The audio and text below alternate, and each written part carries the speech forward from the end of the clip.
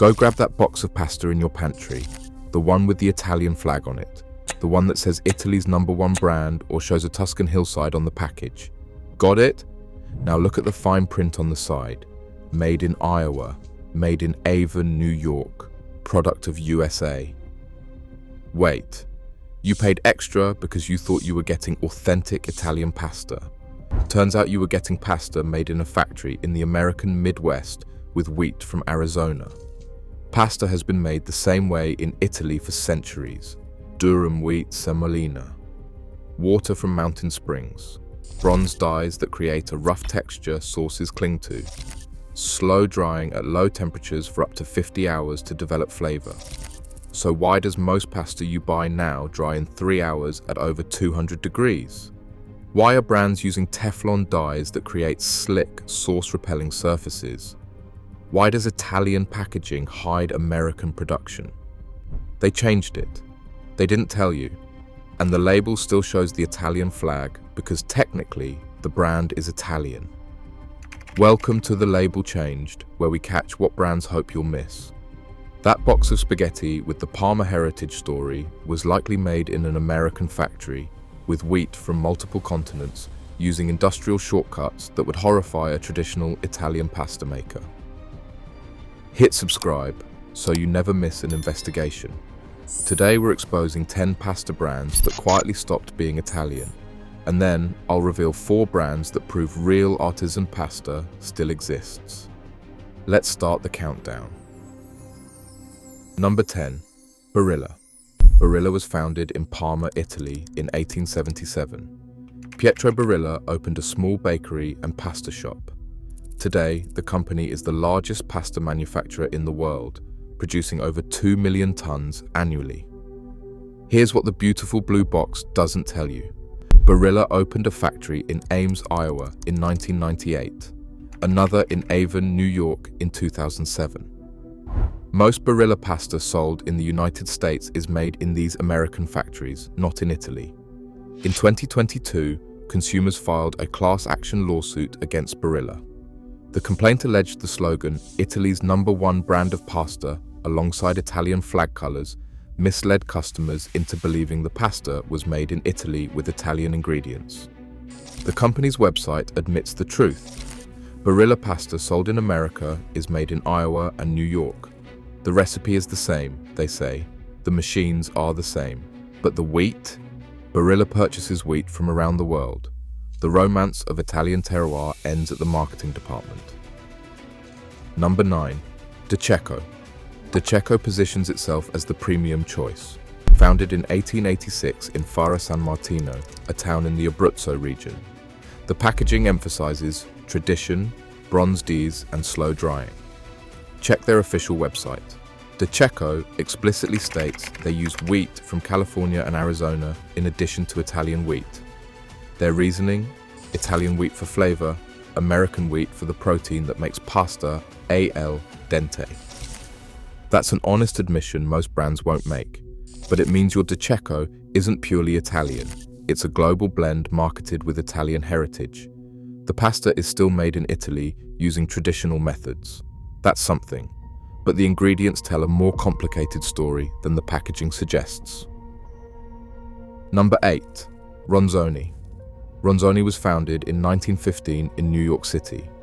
For over a century, it's been marketed as an American brand with Italian inspiration. But Ronzoni is now owned by Ebro Foods, a Spanish company that also owns brands like Panzani in France. The pasta is made entirely in the United States, using American wheat. There's no deception here because Ronzoni doesn't claim to be Italian. The issue is consumers often associate any pasta with Italian shapes and names with Italian origin. Ronzoni is affordable American pasta. Nothing wrong with that if you know what you're buying. Number 7. Garofalo. Garofalo dates back to 1789 in Gragnano, the town where Italian dried pasta originated. The brand markets heavily on this heritage with premium pricing to match. But Garofalo openly sources wheat from Arizona in addition to Italy and Australia. They call it Desert Durum, a variety developed in the American Southwest specifically for the Italian pasta industry. The pasta is made in Italy. The methods are traditional, but the star ingredient comes from the Arizona desert, not the Italian countryside. Number 6. Rummo. Rummo is a family-owned company from Benevento that has been making pasta since 1846. The brand emphasizes slow drying and quality ingredients. Stanley Tucci has praised their pasta publicly, but even Rummo sources wheat from outside Italy. The packaging says EU and non-EU wheat, which is industry code for global sourcing. The production happens in Italy. The methods are excellent. The wheat could be from anywhere. Number 5. Store brand pasta. Great value. Kroger, Kirkland. Whatever your grocery store calls their house brand. Store brand pasta typically comes from private label manufacturers who produce for multiple brands simultaneously. Companies like Treehouse Foods in Illinois make pasta for retailers across North America. The pasta is made in American factories with American wheat, using industrial methods optimized for speed and cost. There's no Italian connection whatsoever. If you're buying store brand to save money, that's rational. Just know you're getting American industrial pasta with Italian sounding names. Number 4. Müller's. Müller's calls itself the original American pasta, founded in 1867 in New Jersey by German immigrant Christian Müller, who sold homemade egg noodles door to door. That's honest branding. Müller's doesn't pretend to be Italian. The pasta is made in the USA with North American wheat, but many consumers don't know Müller's history. They see pasta, they assume Italian. Müller's benefits from that assumption without making false claims. Number 3. Buitoni. Buitoni was founded in Italy in 1827. The name sounds Italian because it is Italian, but Buitoni is now owned by Nestlé, the Swiss food conglomerate. The fresh pasta you find in refrigerator sections is made in American facilities. The dried pasta, bearing the Buitoni name, is produced wherever Nestlé's supply chain dictates. Italian heritage, Swiss ownership, global production. The label tells one story. The supply chain tells another. Number 2. Any pasta made with Teflon dyes, taking the number 2 spot, the industrial process itself. Traditional pasta is extruded through bronze dyes. The metal creates microscopic grooves on the pasta surface, giving it a rough texture that sauces cling to. Touch a piece of bronze dye pasta and it feels like fine sandpaper. In the 1960s, manufacturers switched to Teflon-coated dyes.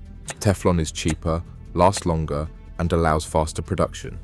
The pasta slides through easily. The result? Smooth, glossy pasta that sauce slides right off. That's slick spaghetti leaving puddles of sauce at the bottom of your bowl. That's Teflon-cut pasta. Nearly all mass-produced pasta uses Teflon dyes. The brands don't advertise this. If the package doesn't specifically say bronze dye or trafilata al bronzo, assume it's Teflon. The difference in texture affects cooking, sauce adhesion, and eating experience. Industrial efficiency 1. Your dinner lost. Number 1. Any pasta dried at high temperature, taking the number 1 spot, the drying shortcut that changed everything. Traditional. Italian pasta dries slowly at low temperatures. Artisan producers take 24 to 72 hours at temperatures below 50 degrees Celsius. Some take up to 6 days. This preserves the wheat's flavor, maintains the gluten structure, and allows starches to remain stable. Industrial pasta dries in 2 to 10 hours at temperatures up to 120 degrees Celsius. Some ultra-high temperature processes finish in under 3 hours. What happens at high temperatures? The sugars caramelize, which is why industrial pasta is yellower. The gluten network tightens, making the pasta harder to digest. The proteins, denature, and amino acids degrade, reducing nutritional value. A molecule called furacin forms at high temperatures. It's a marker of heat damage and potential nutritional loss. Studies show high-temperature pasta has significantly more furacin than traditionally dried pasta. The pasta stays al dente longer because the tight gluten doesn't absorb water properly. Manufacturers call this a feature. your digestive system experiences it as a bug. Industrial drying isn't labeled, you can't tell from the package. The only clues are price and claims. If pasta costs $2 and doesn't mention slow drying, it was flash dried at industrial temperatures. But here's the good news. Real pasta still exists. Number 4. Rusticella d'Abruzzo. In 1924, Gaetano Sergiacomo started making pasta using whole wheat flour from his family's stone mill in Penne, a small town in Abruzzo. His daughter, Nicolina Peduzzi, revived the business in 1981, naming it Rusticella d'Abruzzo. Today the company is run by the third generation, Gianluigi and Maria Stefania Peduzzi. They use only the finest Durum wheat semolina, blend it with pure Apennine Mountain spring water, extrude through bronze dyes, and slow dry for up to 56 hours at low temperatures. The family celebrated 100 years of pasta making in 2024. Nicolina, the matriarch's GA, still cooks pasta for the family and makes business decisions over heaping plates of spaghetti. Rusticella exports to 70 countries. The pasta costs more because quality ingredients and time cost more. That's not a premium. That's the real price of real pasta. Number 3. Pasta Martelli. In the medieval village of Lari, hidden in the hills near Pisa, stands a small building next to an ancient castle. Inside, 8 people make pasta. All of them are members of the Martelli family. The pasta factory has operated since 1870.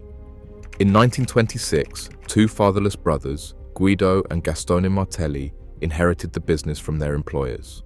Today, their descendants continue the tradition. Martelli makes only 5 shapes. They've added just 1 new shape in over 100 years. What large factories produce in 5 hours, Martelli produces in a year. Their spaghetti dries for 50 hours. The pasta is bronze cut, packed by hand and shipped in distinctive yellow packaging. They refuse to sell to large distributors because mass retail would compromise their positioning. The price reflects the process. The taste reflects centuries of tradition, unchanged by industrial efficiency. Number 2. Pastificio Di Martino. Di Martino operates in Gragnano, the only town in the world with PGI certification for pasta.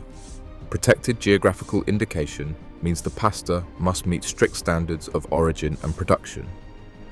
Gragnano sits in a unique microclimate where sea breezes from the Gulf of Naples provide ideal humidity for drying pasta. The tradition dates back centuries. The town's main street was designed specifically to channel the wind through pasta drying racks. Di Martino uses 100% Italian Durum wheat and spring water from the Latari Mountains. The pasta is bronze cut and dried for almost 50 hours at low temperatures. The company partnered with Dolce & Gabbana on limited edition packaging. That's marketing. But the pasta underneath represents genuine Gragnano tradition. Number 1. Pasta.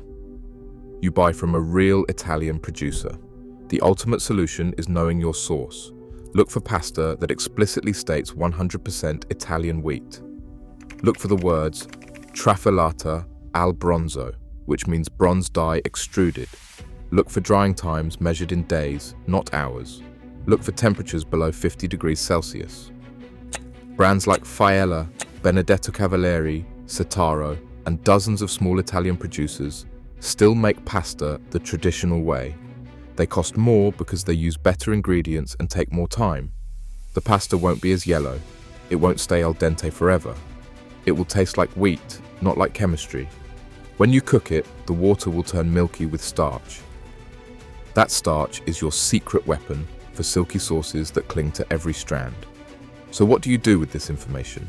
First, ignore the flag on the box. Italian colors mean nothing if the pasta was made in Iowa. Read the fine print that says where the product was actually manufactured. Second, look for bronze dye claims. If the package doesn't specifically mention bronze dyes or trafilata al bronzo, assume it's Teflon cut. The rough texture of bronze dye pasta transforms sauce adhesion. Third, check drying claims. Phrases like slow dried or essiccazione lenta matter. Traditional pasta dries for 24 to 72 hours.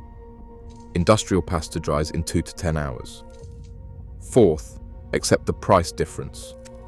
Real Italian pasta from artisan producers costs 3 to 5 times more than industrial pasta. That's not a premium. That's the cost of actual ingredients, traditional methods, and time. Fifth, taste the difference. Cook industrial pasta and artisan pasta side by side. You'll understand immediately why Italian grandmothers are horrified by what Americans accept as pasta. For centuries, pasta was 2 ingredients and days of patience. The last 50 years convinced us that machines could replace craft. The products changed, but the cooking didn't. Your sauce still slides off Teflon cut pasta. Your body still processes flash-dried pasta differently. Subscribe to The Label Changed. Every like helps more people catch what brands hope they'll miss. Share this with someone who deserves to know what they're actually eating. The Label Changed. Now you know how to read it.